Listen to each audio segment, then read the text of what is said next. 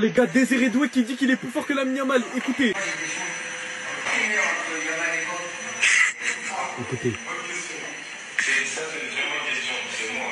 Ah, poteau. Réécoutez carrément. Merci au frérot pour la plus grande intervention, les gars, que le football ait connu. Ce type, c'est le plus grand journaliste à en devenir. Je crois que vous vous rendez pas compte. Il vient de mettre fin à un débat, les gars, que les fans étaient en train d'émettre entre Lamine Yamal et Désiré Doué. Qui est le plus fort entre toi et Lamine Yamal? Désiré Doué, les gars, d'un ton arrogant, d'un ton moboutesque. Il vient dire haut et fort, il vient le clamer devant tout le monde que c'est lui, c'est moi. Il est pas allé par quatre chemins. Juste, il a répondu, c'est moi. J'ai pas envie de connaître l'histoire, les gars, le contexte de pourquoi il y a autant de poteaux qui sont autour d'une table et qui sont devant Désiré Doué, les gars, qui posent des questions. Mais tout ce que je sais, c'est que Désiré Doué, il vient de mettre fin à un débat qui aurait duré jusqu'à la fin d'une époque. À part si les deux, ça deviennent des flocos, mais je pense pas. Mais l'arrogance de Doué dans sa réponse, les gars, faut le voir pour le croire. Écoutez.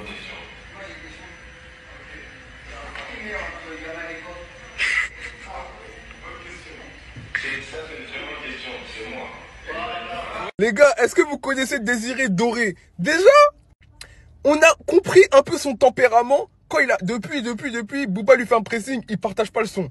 Il partage pas le son de l'ancien. Il reste fidèle à ses principes. Et là, tu pensais qu'il allait fuir la question. On lui a posé une question simple. T'es plus fort que Yamal ou pas? Il a répondu du tac au tac. Voilà, je suis plus fort que Yamal. Non, on peut avoir son avis sur la question. Pour moi, quand même, voilà, Doué, il est un peu en dessous de Yamal. Mais il a des coronets. Voilà, c'est comme dans la cour de récréation. À l'époque, on disait, tu cours plus vite que moi, toi? M'en bats les reins. Bon, je courais pas très vite. Mais c'est pas grave. C'est comme ça qu'on forge son mental de champion. Et Désiré Doué, il va jamais avouer qu'un jeune, voilà, comme lui, voilà, dans le football, qu'est-ce qu'il a de plus, Yamal? Voilà, il a l'Euro. Doué, il a la Ligue des Champions. Doublé en finale de Ligue des Champions. Voilà. Doué, je suis d'accord avec toi. T'as des coronets, assume-les. Voilà. Merci, Désiré. Écoutez bien Doué quand on lui demande s'il est meilleur que Yamal.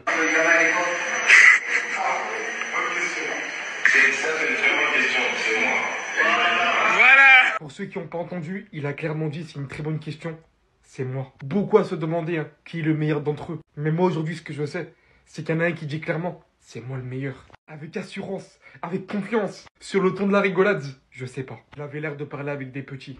Mais ce que je sais, c'est qu'il aurait pu aussi dire, il est aussi très fort, on se vaut. Mais non, il porte ses coronets, il vient dire, je suis champion d'Europe, je suis meilleur que lui. Je vais pas vous mentir personnellement parlant. Je suis Yamal beaucoup plus en Liga avec le Barça vu que je suis madrilène que Désiré Doué avec le Paris Saint-Germain. À mon avis personnel, pour l'instant, Yamal est un peu au-dessus au vu du fait que ça fait déjà un peu plus longtemps qu'on le voit. Beaucoup plus prouvé que Doué, même si Doué fait une entrée beaucoup plus fracassante pour sa première saison, qu'on se le dise. En tout cas, Yamal, ça mérite une réponse. Yamal, ça mérite une réponse. Si tu réponds pas. Mais bon, je sais que lui, il aime bien répondre sur le terrain. Et dans ce cas-là, j'ai hâte d'un Paris Saint-Germain-Barça. C'est trop une dinguerie ce qu'il a dit, il a complètement craqué, écoutez bien. Écoutez bien, le plus fort entre lui et Lamine Yamal. Écoutez bien sa réponse. Écoutez. Le culot, les gars, le culot a parlé à sa place. Il vient de gagner la Ligue des Champions, il est plein de confiance. Alors il le dit, il dit les termes, on lui pose la question et il répond sans broncher. C'est lui le plus fort entre Lamine Yamal et Désiré Doué. Quel est mon avis? Me posez pas la question, je vais vous dire Désiré Doué, tout simplement parce qu'il est parisien et que je suis pas objectif. Oui, je l'avoue, Désiré Doué froisse Lamine Yamal. Voilà. Non les gars, sérieusement, qu'il soit plus fort ou non, là c'est pas la question. Ce qui est important de retenir, c'est que lui l'a dit, il a osé dire qu'il était meilleur que Lamine Yamal. Ça déjà c'est fort. Alors oui, certains diront qu'il rigole, il est pas sérieux. Non, il est très sérieux. C'est un joueur du PSG, regardez ce qu'il y a sur le logo. C'est le Paris Saint-Germain. Ici, on a confiance en nous. On est au-dessus des autres points. Le Paris Saint-Germain est le plus grand club de France et Désiré Doué en fait partie. Donc il a raison d'avoir un peu d'arrogance. Certains diront que c'est de l'arrogance, moi je dis que non. C'est Désiré Doué. Voilà. C'est Désiré Doué, il a le droit de le dire, c'est un crack. Félicitations. Mais en attendant, allez Paris. Doué déclare la guerre à Yamal, les gars. C'est une dinguerie. Qui est le meilleur? C'est toi? Au fait, Doué, je crois la finale a été montée à la tête. Clairement. Parce que ça y est, t'as mis 2 buts en finale de la Ligue des Champions.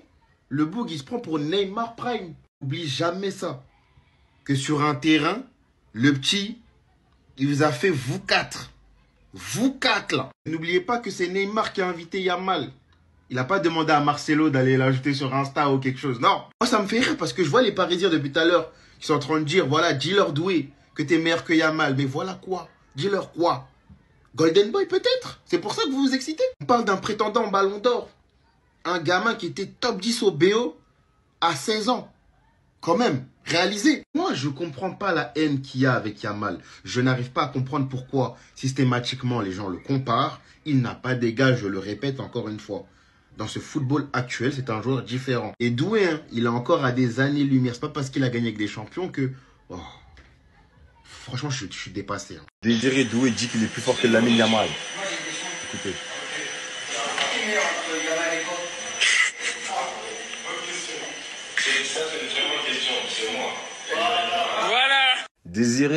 Désiré Doué. Je sais, pour un homme, dire qu'il est moins fort que quelqu'un d'autre, ça fait mal. Mais tu peux pas dire que t'es plus fort que Lamine Yamal, je suis désolé. Je t'aime bien. Tout le monde sait que j'aime bien Désiré Doué. Mais tu peux pas dire que t'es plus fort que Lamine Yamal. Lamine Yamal a 17 ans, regardez dans le tableau qu'il est. 3e meilleur dribbleur. Le nombre de dribbles réussis sur une saison. 3e, égalité avec Eden Hazard. Le premier, c'est Messi. Il est juste derrière Messi. Regardez juste le buzz qu'il a quand il rentre dans une salle. En Corée du Sud, en Corée du Sud. Désiré Doué, je t'aime bien, mais tu peux pas dire que t'es plus fort qu'un mec qui met des bangers comme ça. Yamal, c'est trop. Franchement, tu peux pas dire que t'es plus fort que lui. Je suis désolé, hein, je t'aime bien. Mais pour moi, Yamal, il est beaucoup plus fort que toi. C'est pas le même niveau, je te mens pas. Peut-être que dans le futur, il pourra l'égaler ou même le dépasser, mais pour l'instant, c'est mort. 127 matchs, 31. C'est le meilleur jeune de 17 ans de l'histoire. Mais le problème, c'est qu'il est encore plus jeune que Doué. Écoutez Désiré Doué quand on lui pose la question, Yamal ou lui?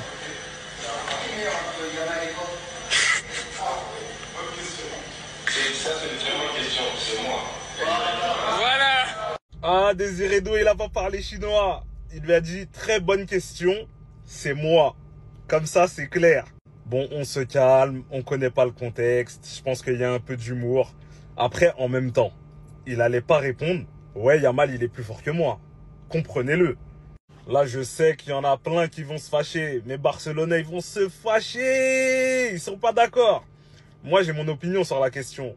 Mais impossible que je fasse plaisir à des Barcelonais ici. Donc, je vous donnerai pas ma réponse. En tout cas, petit rappel avec cette photo. Désiré Doué, champion d'Europe, doublé en finale. Les gars, c'est pas rien. Après, est-ce qu'il est plus fort que Yamal? Je vous laisse décider en commentaire. Je sais que ça va faire débat. C'est une bonne question. Moi, j'ai une question. Qui est meilleur entre Yamal et quoi? Bonne question. Ça, c'est une très bonne question. C'est moi. Voilà. Donc là, un jeune vient poser la question à Désiré Doué, qui est le meilleur entre lui et Lamine Yamal. Désiré Doué répond que c'est lui. Et des gens sont choqués. Les gars, vous avez cru qu'il allait répondre quoi? Que Yamal le fout droit? Vous pensez vraiment qu'il allait répondre ça? Arrêtez. Même si on peut le penser. Moi, je peux le penser. Moi, j'estime que Yamal est meilleur que lui. Et le fait que lui dise qu'il pense être meilleur que Yamal, c'est pas un scandale. Posez-moi la question à Arda Güler. Demandez c'est qui le meilleur entre lui et Yamal. Vous pensez vraiment qu'il va dire que c'est Yamal? Arrête, Arda Güler, il est un peu timide, tout ça. En tant que joueur, tu sens comme Désiré Doué. T'es meilleur jeune joueur de quasiment toutes les compétitions. Tu marques des buts super importants, doublé en finale, une passe D. Tu fais v'là la saison. Vraiment v'là la saison. Avec beaucoup d'accomplissements, et vous pensiez vraiment qu'il allait dire que Yamal était meilleur que lui. Arrêtez, s'il vous plaît. Encore si Yamal avait la carte de Léo.